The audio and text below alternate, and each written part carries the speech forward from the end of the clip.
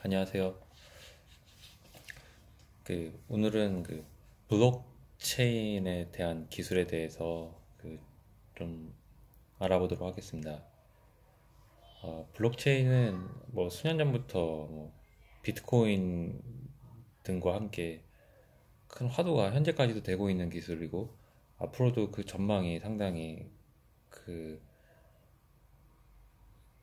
기대감이 높은 어, 기술이기 때문에 시청하시는 분들께서 한 번쯤은 다 들어보셨을 것으로 생각을 합니다.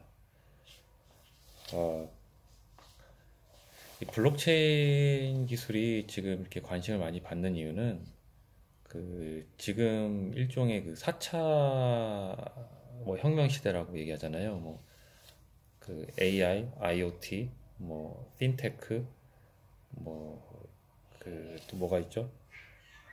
뭐 여러 가지 기술들이, 뭐 5G, 이렇게 여러 가지 기술들이 현재 도래를 하고 있는데, 어, 여러 가지 이제 사용자 시나리오가 예상이 되겠지만, 그 중에 이제 가장 큰 것 중에 하나가 트랜잭션이 상당히 많이 이루어질 것으로 생각이 돼요. IoT, 인터넷 오브 띵이라 그래서 이제 각 기기들 간의 커뮤니케이션이 이제 되는 거죠. 기존에는 사람과 사람들 사이에서의 휴대폰 같은 모바일 기기 간의 어떤 커뮤니케이션이었다면, 앞으로는 이제 기기와 기기들 간의 커뮤니케이션들이 기하급수적으로 늘어날 것이고, 그 커뮤니케이션의 대상의 수는 뭐 현재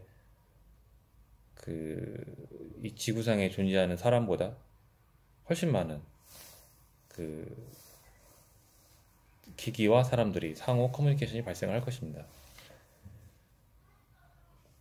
커뮤니케이션이라 그러면은 뭐 간단하게는 뭐 저희 사람 같은 경우는 뭐 전화 통화일 수도 있겠고, 뭐 인터넷 뭐 서칭이나 그런 뭐 전자상거래 같은 걸 수 있겠지만, 기기와 기기들 간의 커뮤니케이션은 이제 보통 M2M이라고 하죠. 머신 투 머신.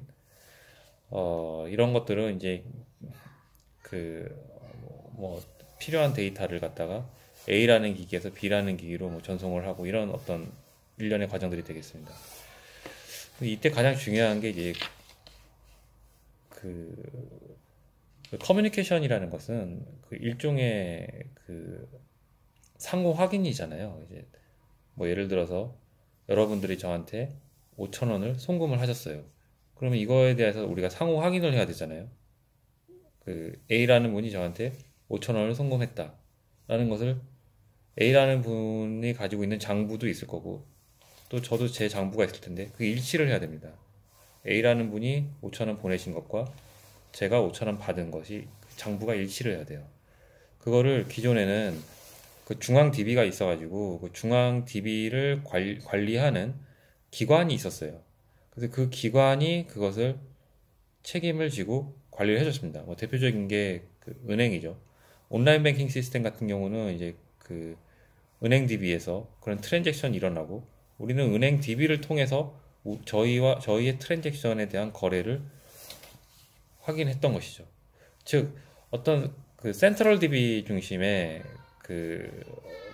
거래 내역이 보관되었다라는 것이 현재까지 사용되고 있는 거래에 일반화된 어떤 구조라면, 앞으로는 물론 뭐 일부 센트럴한 DB와 DB를 관리하는 업체 혹은 기관에서 그러한 거래를 관리할 수도 있겠지만, 앞으로 지금과 같이 앞으로는 트랜잭션이 너무 많이 일어나기 때문에 그거를 다 그렇게 무슨 뭐 중앙기관이 관리하는 것이 아니라 그야말로 이제 P2P가 불가피한 거예요. 이제 P2P라 그러면은 뭐 그것이 뭐 펄슨 투 펄슨일 수도 있겠고, 뭐 아까 말씀드린 바와 같이 기기와 기기 간의 M2M 방식일 수도 있습니다. 이런 것들이 이제 너무 트랜잭션이 많기 때문에 어떤 중앙에서의 어떤 관리 기관이 따로 있어가지고 그 트랜잭션을 모두 처리한다는 건 거의 불가능하고요. 또 문제는 그렇게 한다 했을 때 그 기관이 해킹을 당하게 되면은 상당한 어떤 사회적인 이슈가 됩니다. 그래서 이러한 어떤 보안적인 그 위험성을 좀 해소하기 위해서 등장한 기술이라고 보셔도 돼요. 블록체인이라는 것이. 어떻게 이런 것들을 그 이렇게 해소시킬 수 있느냐. 그 방법은 그렇게 복잡하진 않아요. 사실 그 블록체인은 중앙의 어떤 기관이 그 저희 거래의 내역을 갖다가 뭐 관리하는 것이 아니라 저희 거래 내역은 그러니까 저와 여러분 간의 어떤 거래 내역 그리고 기기와 기기 간의 데이터 트랜잭션 내역들을 갖다가 중앙의 어떤 그 시스템이 관리를 해서 그 거래 로그를 갖다가 꾹 쥐고 있어가지고 그 문제가 되었을 경우에 그 중앙 DB의 로그를 보고 확인하는 것이 아니라 그 기록은 모든 그, 그 활동에 참여하는 모든 대상들이 다 가지고 있게 되는 겁니다.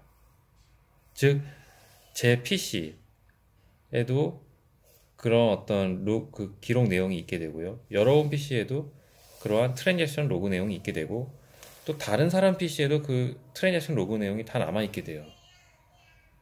그렇기 때문에 어떤 해커가 그 거래 내역을 갖다가 좀 훼손하려고 하더라도 그것을 해킹해야 되는 대상이 너무 많은 거예요. 예, 그게 뭐 한두 개가 아니라 뭐 수십 개, 수백 개, 수만 개, 수십 만 개 이상의 PC를 갖다가 해킹한다는 것은 불가능합니다. 그리고 그 해킹을 하더라도 10분 이내에 해야 돼요. 왜냐하면 10분이 지나면 다시 그 거래 내역이 갱신이 돼요. 그렇기 때문에 10분 이내에 그 많은 PC일 수도 있겠고, 어떤 뭐, 그것이 뭐, 어쨌든 그 어떤 시스템일 수도 있겠죠. 일반 뭐 모바일 디바이스 있겠고요. 보통은 이제 퍼스널 PC로 많이 간주하는데요, 저희가. 그렇기 때문에 이런 것들을 해커가 악의적으로 그, 그 데이터 거래 내역을 갖다가 모든 PC의 내용을 최소한 절반 이상은 해야지 그게 의미가 있는 거잖아요. 한두 개 해킹해가지고는 다수의 PC가 그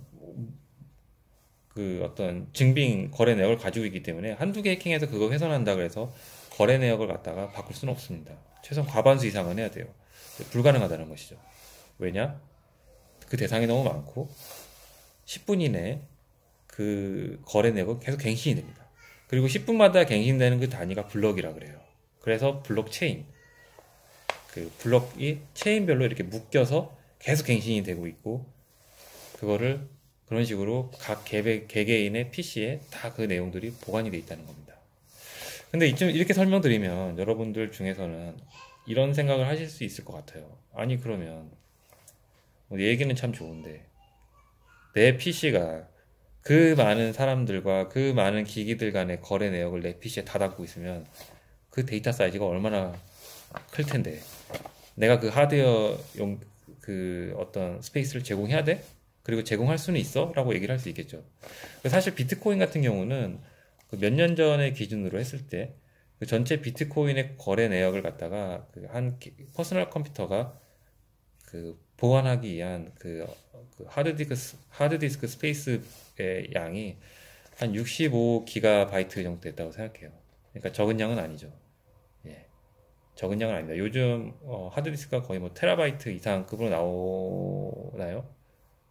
어쨌든 뭐 65기가바이트를 할애할 수는 있겠지만 적은 내용은 아닙니다. 적은 양은 아니에요. 그러나 이제 이렇게 어느 정도의 그 스페이스 공간을 할애할 필요는 있습니다. 개인 PC에서 그 데이터 그 로그를 저장하기 위해서. 그런데 또 이렇게 여러분들이 이렇게 생각할 수 있어요. 아니 근데 뭐 몇 년 전에 비트코인의 그 전체 거래 내역이 65기가바이트였다고 했는데 앞으로 계속 늘어날 거 아니냐. 그럼 65기가바이트가 650기가바이트가 되고 뭐 테라바이트가 될 텐데 내 PC 어떻게 계속 그렇게 가지고 있느냐라고 얘기하실 수가 있어요. 이제 뭐 거기에 대해서는 뭐 어느 정도 이제 뭐 기간을 둬 가지고 뭐 과거가 너무 너무 오래된 데이터들은 좀 잘라 가지고 뭐 버린다든지 아니면 뭐 따로 보관을 한다든지 뭐 그런 어떤 또 별도의 또 고민이 필요하겠죠. 그런데 실제로 그리고 이제 내가 어느 정도 범위까지 그 거래 내역을 갖다가 보관하고 있을지, 즉 뭐 한 내가 속한 네트워크의 규모를 뭐 한 10,000명으로 잡을지, 뭐 한 10만 명으로 잡을지, 이제 그런 것도 어떻게 범위를 정하느냐에 따라서 내 PC에 저장되는 그 데이터 트랜잭션에 대한 그 데이터 양이 또 달라지겠죠. 근데 제가 여기서 한 가지 말씀드릴 것은 블록체인 그러면은 많이 이게 꼭 얘기가 되는 알고리즘이 해시 알고리즘입니다. 해시 알고리즘이라 그러면 여러분들이 이제 인터넷 검색하시면 쉽게 발견을 할 수 있으신데, 간단하게 말씀드리면 해시 알고리즘이라는 거는 그 어떤 전체의 어떤 일종의 그 데이터를 대표할 수 있는 유니크한 값을 찾는 그 알고리즘이에요. 그러니까 예를 들어서 이런 거 마찬가지예요. 저라는 사람을 갖다가 대표할 수 있는 값을 제가 몸무게로 얘기를 해볼게요. 예를 들어 제가 몸무게가 70kg라고 가정을 해보겠습니다. 뭐 제가 70kg라는 얘기는 아닌데요. 70kg라고 했을 때 저를 표현할 수 있는 것이 아주 많이 있겠죠. 뭐 눈이 어떻다, 뭐 머리가 짧다, 뭐 키는 어느 정도다, 뭐 학교는 어딜 나왔다, 뭐 여러 가지가 있을 수 있겠지만 유니크하게 나를 표현할 수 있는 값을 그래도 고르고 골라서 이 사람의 몸무게로 하자라고 한 거예요. 그러면 이제 이 사람의 저기 그 이 사람의 이 사람의 어떤 저라는 사람을 갖다가 대표하는 값을 몸무게로 했을 때, 이제 그게 70kg라는 몸무게가 나왔을 때 다른 사람이 왔을 때 그 사람의 미 저가 되기 위해서는 몸무게를 70kg로 맞춰야 되는데 이게 쉽지 않다는 것이죠. 해시 알고리즘이 뭐 제가 예를 70kg으로 들었지만 실제는 70이 아니라 되게 복잡한 어떤 난수 형태로 이렇게 쭉 나오게 됩니다. 그래서 저하고 아무리 비슷하게 만들어도 조금만 달라도 그 숫자가 다 달라져요. 예, 그러니까 거의 70이 아니라 조금만 달라져도 그 몸무게가 125kg 이렇게 바뀝니다. 그래서 이제 해시 알고리즘은 어떨 때 많이 쓰냐면요, 데이터의 무결성을 확인할 때 제일 많이 써요. 예, 그러니까 제가 좀 비유가 적절했는지 모르겠지만 데이터 트랜지션 자체로 이제 좀 설명을 드리면, 여러분과 저와의 한 1년간의 머니 트랜잭션이 있었어요. 근데 그 중에서 단돈 1원이라도 장부를 갖다가 틀리게 만들어 버리면은 그거에 대한 거래 내역에 대한 해시 알고리즘을 통과한 해시 값이 완전 다르게 나와요. 그러니까 이제 그거를 갖다가 해킹한다는 것이 상당히 어려운 일이죠. 예.